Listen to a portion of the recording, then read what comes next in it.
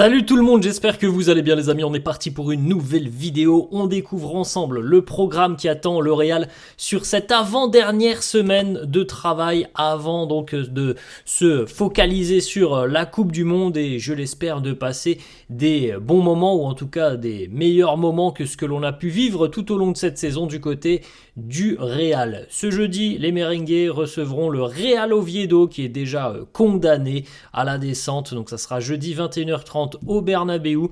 Et puis ce week-end, les merengues seront en déplacement du côté du Sanchez Pizjuán pour affronter le FC Séville. Ça sera dimanche à 19h. Les Sévillans, qui ont fait quand même une bonne opération ce week-end, mais qui ne sont pas encore totalement sauvés. Donc voilà les deux matchs du Real sur la semaine. Et puis la semaine prochaine, évidemment, ça sera la dernière journée de championnat et on pourra enfin clore cette triste saison. Les unes des quotidiens madrilènes de ce lundi, le quotidien AS qui titre Alirón para la historia.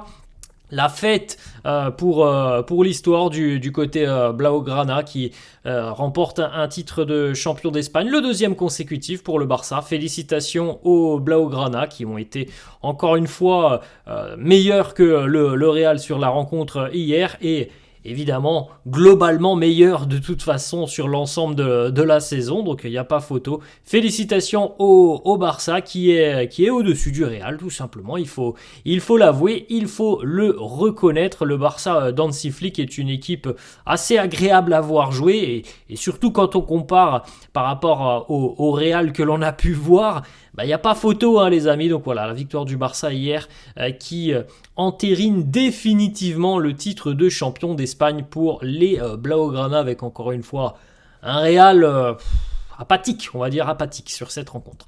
La une de Marca qui titre Alirón sin rival, une fête, une victoire, un titre, un trophée sans rival, sans avoir d'adversité, parce que au bout de 15 minutes, voilà, ce classico était plié et puis ensuite on a l'impression quand même que le Barça n'a pas forcément appuyé sur cette rencontre et puis véritablement les amis, je pense que le Real n'a jamais véritablement existé et je pense aussi que dans la préparation mentale de cette rencontre, comme je vous l'ai dit les amis, je pense que les joueurs pour la grande majorité sont déjà à la Coupe du Monde, donc je n'attendais rien de ce classico.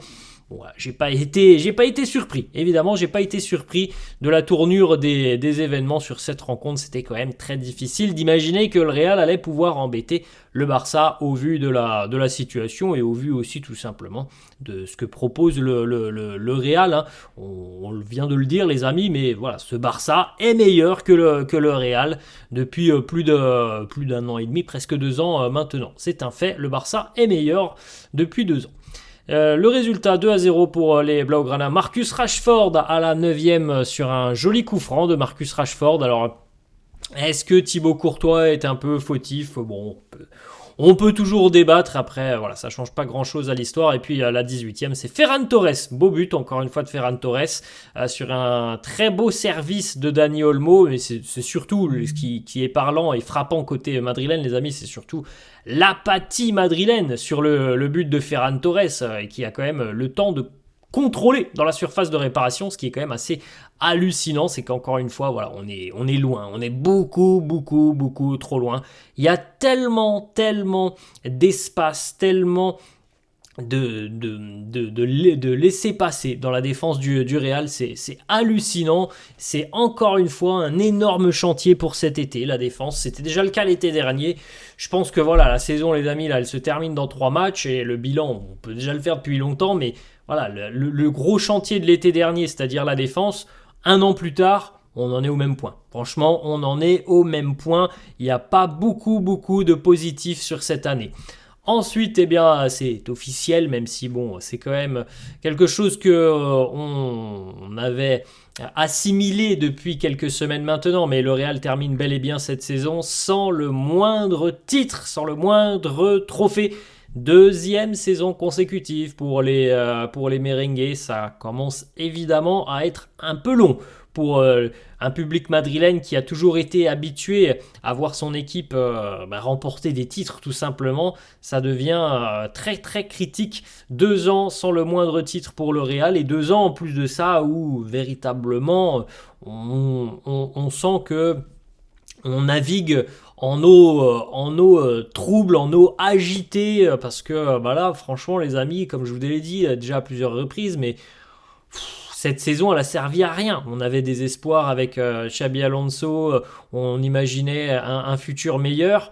Bon bah voilà, avec tout ce qui s'est passé cette saison, franchement, il n'y a rien de bien positif à retenir de la saison. Et il y a encore un gros chantier pour cet été. Encore une fois, une reconstruction un petit peu de l'effectif, mais pas que de l'effectif, évidemment, qui est à prévoir cet été. Le Real n'a remporté qu'un seul des 7 derniers classicos. Là aussi, évidemment, ça fait mal aux supporters madrilènes qui... Bon, le foot est cyclique, les amis. Le Barça a parfois été au-dessus du Real. Notamment, on s'en souvient, les époques 2008, 9, 10, il y avait des classicos qui étaient exceptionnels et parfois le Barça battait le Real. Récemment, c'était plutôt le Real qui battait le Barça. C'est une histoire aussi de cycle. Le Real reviendra, les amis, ça, on le sait. Mais bon, ça commence à être un peu long, 2 ans, donc on espère que ça arrivera rapidement. En tout cas, voilà, sur l'histoire très récente, bah, le Real n'y arrive pas face au Barça. Donc une victoire sur les 7 derniers classicos. Évidemment, cette victoire, c'était au match aller sous les ordres de Xabi Alonso. Xabi Alonso qui était considéré comme le vilain petit canard du côté de Madrid, comme l'homme qui allait causer la perte du Real, encore une fois. Voilà, la grosse erreur d'avoir cru que Xabi Alonso était le problème, le fautif de ce Real Madrid.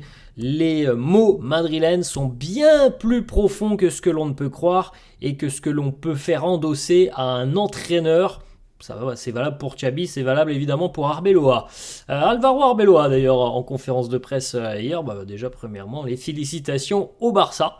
Il faut bien le reconnaître, comme on l'a dit en début de vidéo, le Barça mérite amplement son titre et on l'avait évoqué les amis, c'est quand même impressionnant, 18 matchs à domicile, 18 victoires. Quand on sait que le Real a perdu beaucoup de points, regardez de l'autre côté, ils sont imbattables chez eux et ils prennent beaucoup de points à l'extérieur. Donc évidemment, c'est un titre tout à fait légitime et mérité pour le Barça. Donc voilà, les félicitations d'Alvaro Arbeloa au Blaugrana. Et puis cette belle image aussi, puisque le papa d'Hansi Flick est décédé hier matin. Donc des joueurs du Real sont venus présenter leurs condoléances à Hansi Flick.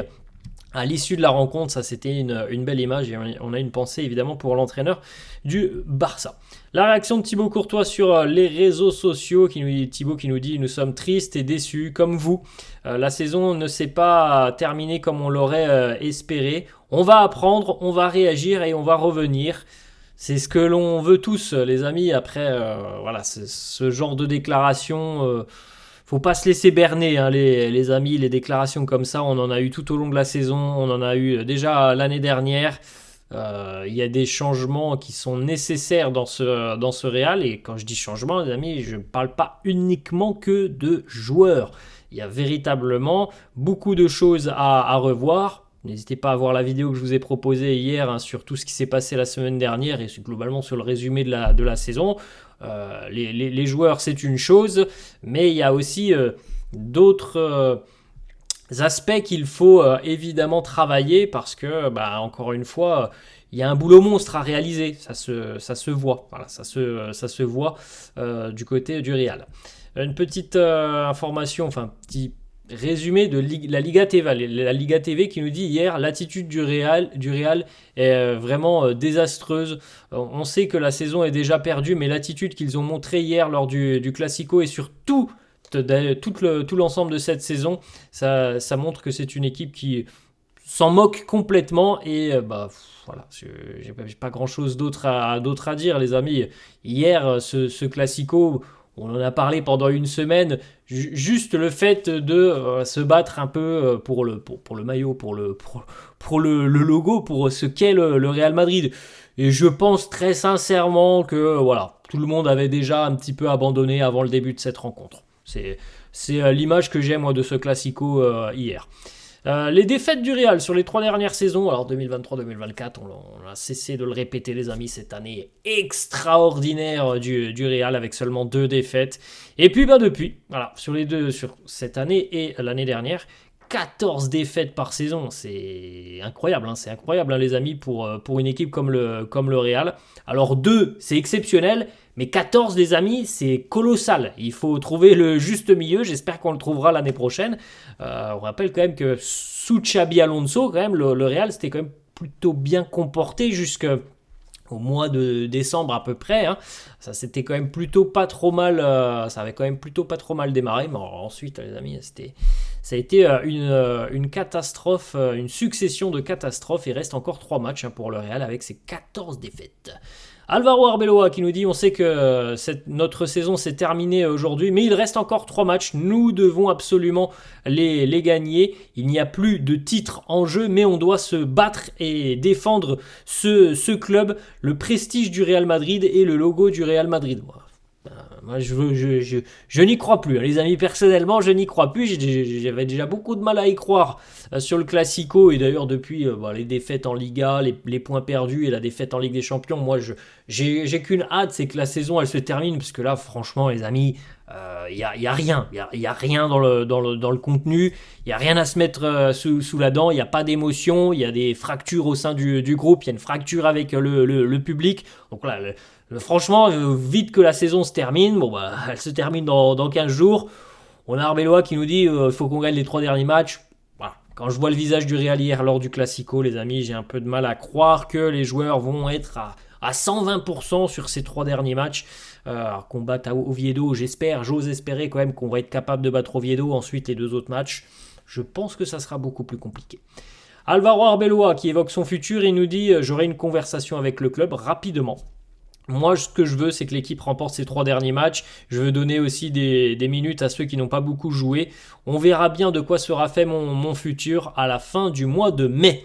Il nous dit aussi nous devons tirer des leçons des choses que nous n'avons pas bien faites cette saison. Nous devons travailler. Le Real reviendra toujours.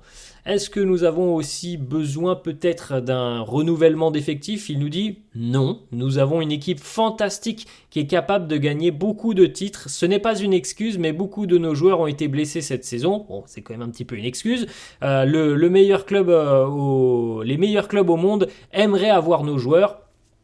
Alors certainement, il y en a quelques-uns, je pense, qui seraient intéressés par des joueurs du Real. Après, voilà, on va pas refaire l'histoire, les amis. Je pense que cette équipe du Real, elle est tout simplement où elle doit être. Voilà, ni plus ni moins. Quand je vois l'état catastrophique de la défense du Real, on peut pas aller gagner un titre avec ça. On peut pas aller gagner une Ligue des Champions avec ça. C'est pas possible. Maintenant, si on veut, Arbeloa veut nous faire croire qu'on a une équipe fantastique. Il peut. Moi, personnellement, je n'y crois pas. Je pense encore une fois que cette équipe a des manques, a des carences, a des lacunes et qu'il faut travailler sur le mercato aussi cet été pour se renforcer. Alors, offensivement, je pense qu'on a quand même beaucoup de talent. Au milieu de terrain, on aura une arrivée, celle de Nico Paz. Peut-être qu'une autre ne serait pas non plus contre-productive. Et je pense encore une fois qu'en défense, on va devoir de nouveau aller sonder le marché des transferts. Arbeloa qui nous dit aussi qu'il ne sait pas si Kylian Mbappé va rejouer cette saison. Il nous dit on verra bien. On va se baser sur son ressenti par rapport à cette gêne. Alors, c'est assez particulier ce qui s'est passé avec Kylian Mbappé puisque certains médias, notamment la Onda Cero, annoncent que Mbappé hier a été informé, plutôt samedi, Mbappé a été informé qu'il allait démarrer le Classico sur le banc de touche. C'est la Honda qui nous annonce ça. 5 minutes plus tard, il aurait donc quitté l'entraînement en ayant prétexté une gêne et tout le monde visiblement a été surpris. Je ne sais pas si c'est vrai, les amis. En tout cas, voilà, Kylian Mbappé n'a pas pu être dans le groupe du Real hier. Et selon certains médias, c'est parce que samedi, il a compris très rapidement qu'il n'allait pas être titularisé et donc il aurait quitté l'entraînement en prétextant une gêne. Je ne sais pas si c'est vrai. C'est peut-être le cas. En tout cas, il n'était pas dans le groupe hier, Kylian Mbappé. Et comme je vous l'ai dit, c'est valable pour Mbappé, c'est valable pour d'autres. Je pense que tous les joueurs du Real, tous les joueurs de l'effectif qui savent qu'ils vont jouer la Coupe du Monde, pour moi, voilà, sur les 3 derniers matchs, c'est le dernier de leurs soucis, je pense, les 3 derniers matchs du Real. Alors c'est difficile de dire ça parce qu'on est dans un club avec un certain prestige, les amis, où on attend une exigence, un professionnalisme. Mais je pense très sincèrement que pour Mbappé et les autres, ils sont déjà sur la Coupe du Monde. Ensuite, le Real estime que l'attaque n'a pas besoin de changement majeur. Bon, jusque-là, je pense qu'on est assez d'accord quand même. Nico Paz et Hendrick vont revenir. Vinicius, Mbappé et Jude restent le trio d'attaque. D'ailleurs, hein, le quotidien AS affirme encore une fois que Jude, Mbappé et Vinicius restent les fondations du projet madrilène. Donc il n'y aura pas de départ ni de l'un ni de l'autre, peu importe. Ça, je vous ai déjà dit, les amis, il y a beau hier, on avait vu, si vous avez vu la vidéo, les amis, il y a beau avoir 100 millions de signatures pour la pétition de Mbappé, il ne partira pas. Hein. Ça, c'est une certitude. Kylian Mbappé ne partira pas. Véritablement, ça serait, je pense, une onde de choc s'il y avait un départ, ne serait-ce que l'un des 3 joueurs cet été, ça serait une onde de choc, je pense. Ensuite, le quotidien AS annonce aussi que le Real pourrait même signer 3 ou 4 défenseurs cet été. Bon, attention les amis quand même, essayons déjà d'en trouver un ou deux qui soient bons avant d'imaginer qu'on peut aller chercher 3 ou 4 défenseurs. Hein, parce qu'il y a un chantier qui est tellement colossal en défense les amis que essayons déjà de se concentrer sur un ou deux très bons profils qui pourraient apporter une vraie plus-value à cette équipe madrilène avant d'imaginer qu'on pourrait changer peut-être carrément toute la ligne défensive. Ensuite, une autre information, des sources internes au club pensent aussi que le Real va avoir besoin de vendre avant de réaliser des signatures. Alors on sait, il y a beaucoup de joueurs qui sont sur le départ, par exemple, l'exemple le plus concret étant celui de Dani Ceballos, mais c'est pas le seul. Il y en aura certainement d'autres, des joueurs qui vont faire leur valise cet été. En ce qui concerne José Mourinho, les amis, 2 informations pour terminer cette vidéo. La Copé annonce que c'est fait. Voilà, le Real a tranché, ça sera José Mourinho le nouvel entraîneur et l'annonce sera faite dès que la saison sera terminée. Donc je crois qu'on va terminer samedi ou le dimanche dans une semaine. Donc peut-être que dès le lendemain, le lundi, on aura l'annonce du nouvel entraîneur madrilène. Il me semble, si mes souvenirs sont bons, que ça s'est passé comme ça l'année dernière avec le départ de Carlo et l'arrivée de Xabi Alonso. Donc ça devrait vraisemblablement être le cas aussi côté madrilène. Donc normalement, les amis, dans 15 jours, on aura un nouvel entraîneur et à 99%, ça sera José Mourinho.